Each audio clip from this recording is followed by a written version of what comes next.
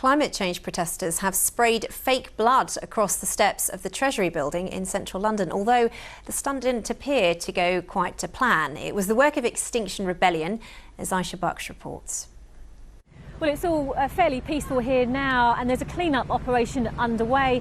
But earlier this morning, a group of protesters drove a decommissioned fire engine onto Horse Guards Road and sprayed the Treasury with hundreds of litres of fake blood.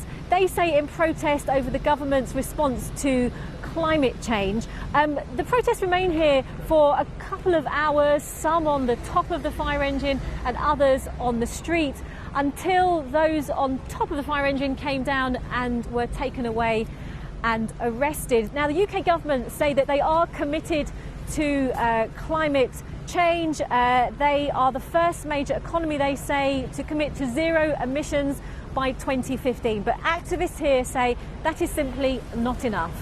The famous IPCC report from last year said that we need to make most of the cutting before 2030.